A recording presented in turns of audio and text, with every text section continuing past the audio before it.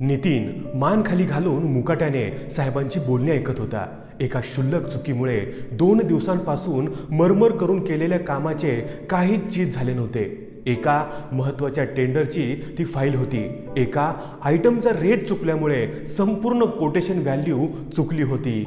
नशीब आत्ताच लक्षात आले, नाहीतर टेंडर सबमिट करून काहीही उपयोग झाला नसता।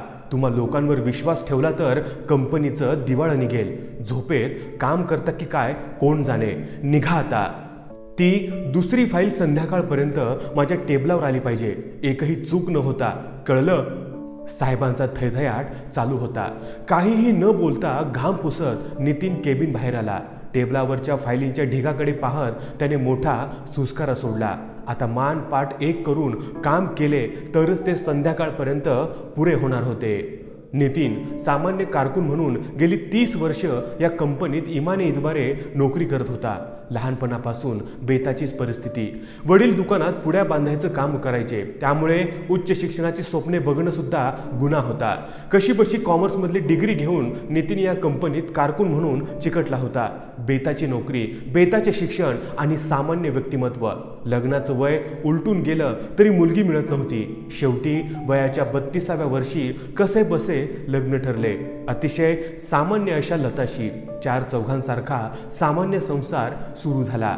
वर्षभरात मोनिकाचा जन्म झाला आणि लता आणि नितीनच्या आयुष्याला कलाटणी मिळाली।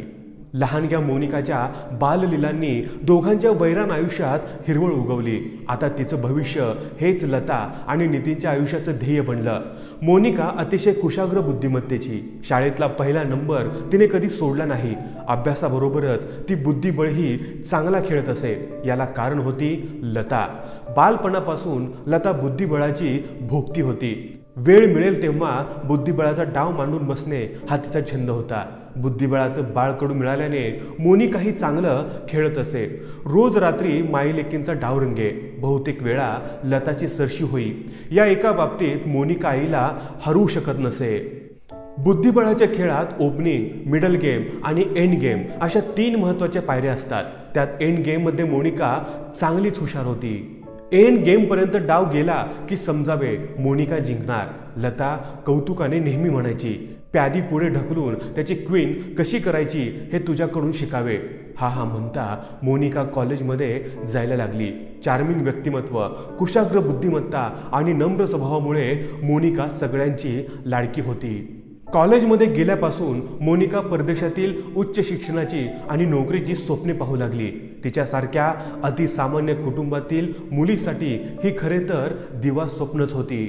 पण लता आणि नितीनने तिची स्वप्ने पुरी करण्याचा चंगच बांधला। खर्चाचे आकडे ऐकल्यावर त्यांचे डोळे पांढरे होणेच बाकी होते। पण नितीन हार मानायला तयार नव्हता। पैसे उभे करण्यासाठी त्याचे अथक प्रयत्न सुरू होते। कधी कधी लताला खूप निराशा येई। त्यावेळी नितीन तिला धीर देताना म्हणत असे, लता, मी स्वतःला सुद्धा विकेन, पण तिचं स्वप्न पूर्ण करेन। मोनिकाने कॉम्प्युटरमधील उच्च शिक्षणासाठी जर्मनीला जायचे ठरवले। तिने अर्ज केलेल्या बहुतेक विद्यापीठांकडून तिला अनुकूल उत्तर मिळाले होते। त्यातील शिष्यवृत्ती देणाऱ्या विद्यापीठाची तिने निवड केली। आता खर्च जाण्याचा आणि तिथल्या वास्तव्याचाच येणार होता।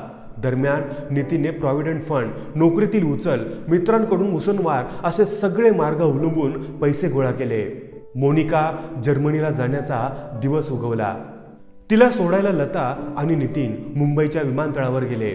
मोनिकाने आई वडिलांना वाकून नमस्कार केला आणि वळून ती निघाली। अचानक लताने तिला थांबवले। मोनिका बेटा, तुझ्या करिअरची ओपनिंग तर चांगली झाली आहे। येत्या 2 वर्षातला खर्चाचा मिडल गेम मी आणि बाबा सांभाळतो।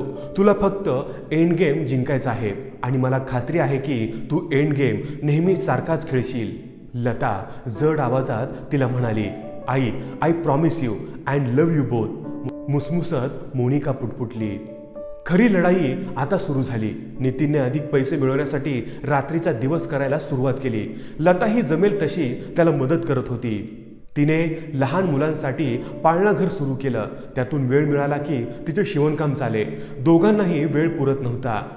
कधीतरीच दोघे निवांत असत, त्यावेळी ते एकमेकांना बजावत। ही 2 वर्ष सगळ्यात महत्त्वाची। या काळात आपल्याला आजारी पडायची सुद्धा परवानगी नाहीये, लक्षात आहे ना? तिकडे मोनिकाने आपले पूर्ण लक्ष अभ्यासात एकवटले. चांगले मार्क मिळवून शिष्यवृत्ती टिकवून ठेवली. एका वर्षानंतर सर्व मुले मुली आपापल्या देशी सुट्टीसाठी निघून गेली. मोनिका मात्र तिथेच थांबली. येण्या जाण्याचा खर्च परवडणारा नव्हता. आई बाबांच्या आठवणीने ती कासावीस होई. मग फोनवर त्यांच्याशी बोलून दुधाची तहान ताकावर भागवी. दुसरे शैक्षणिक वर्ष आता सुरू झाले होते. आर्थिक आघाडीवर नितीनची प्रचंड कोंडी झाली होती. जर्मनीला पाठवावे लागणारे पैसे आणि मिळकत यांच्यातील दरी दिवसेंदिवस रुंदावत होती. आता पैसे मिळवण्यासाठी काहीतरी जालीम मार्ग शोधावा लागणार होता. अचानक नितीनला एके रात्री लतानी दिलेलं ते प्रपोजल आठवले. पैशांचा प्रश्न नक्की सुटेल, पण हे असं करणं कितपत योग्य आहे लता? निराशेने डोके हलवत नितीन स्वतःशीच पुटपुटला. मोनिका खूप आनंदात होती. परीक्षेचे पेपर खूप चांगले गेले होते. तिने तिचा थिसिस यशस्वीपणे डिफेंड केला होता. येत्या आठवड्यात विद्यापीठात मोठमोठ्या कंपन्यांचे कॅम्पस इंटरव्ह्यू होणार होते. मोनिका त्यात भाग घेणार होती. परीक्षेचा निकाल लागायच्या आधीच लठ्ठ पगाराची नोकरी मिळवण्याची ती सुसंधीच होती. सर्व काही व्यवस्थित पार पडले आणि तो सोनियाचा दिन उगवला. मोनिकाने परीक्षेत उत्तम यश प्राप्त केले होते. कॅम्पस इंटरव्ह्यूमध्ये गुगल या मल्टीनॅशनल कंपनीने तिची निवड केली होती. वार्षिक पगार 70,000 युरो म्हणजे जवळपास 55 लाख रुपये. मोनिकाला आकाश ठेंगणे झाले. कधी एकदा ही बातमी आईबाबांना सांगते असं तिला झालं. फोनवर बाबा भेटले. त्यांना इतका आनंद झाला की भावनेच्या भरात त्यांना बोलताच येईना. आईला निरोप देतो म्हणाले. थोड्या वेळात आईचा फोन आला. मोनिकाने उत्साहाने सगळी माहिती पुरवली. आई मोजकच बोलली. आवाज खूप खोल गेला होता. काय झालं आई? तुझा आवाज असा का येतोय? मोनिकाने काळजीने विचारले. काही नाही ग, गेले काही दिवस तापाने आजारी होते. आता बरं आहे, काळजी करू नकोस, लता म्हणाली. बाबांशी बोल आता. मोनिकाला नितीनशी काय बोलू आणि काय नको असं झालं होतं. बाबा, आता मी तुम्हा दोघांना राजा राणीसारखं ठेवणार आहे. तुम्ही आता नोकरी सोडायची आणि फक्त आराम करायचा. थोड्याच दिवसात मी तुम्हा दोघांना माझ्याकडेच घेऊन येणार आहे. आईला सांगा म्हणावं, तुझ्या लेकीनं एंड गेम जिंकला आहे. चला ठेवते फोन. आज मैत्रिणीबरोबर मोठी पार्टी आहे. Bye, take care. नितीनने फोन ठेवला. हॉस्पिटलमधील पलंगावर असहाय्यपणे झोपलेल्या लताकडे पाहत तो पुटपुटला. मोनिका बेटा, कसं सांगू तुला? तुझ्या आईनं मिडल गेम खेळता खेळताच तुझा एंड गेम ही आधीच जिंकून ठेवला होता. तुला कुठेही पैसे कमी पडू नयेत म्हणून स्वतःच्या एका किडनीची आहुती देऊन. मित्रांनो, या व्हिडिओबद्दल तुमचं मत काय हे आम्हाला कमेंट करून जरूर कळवा.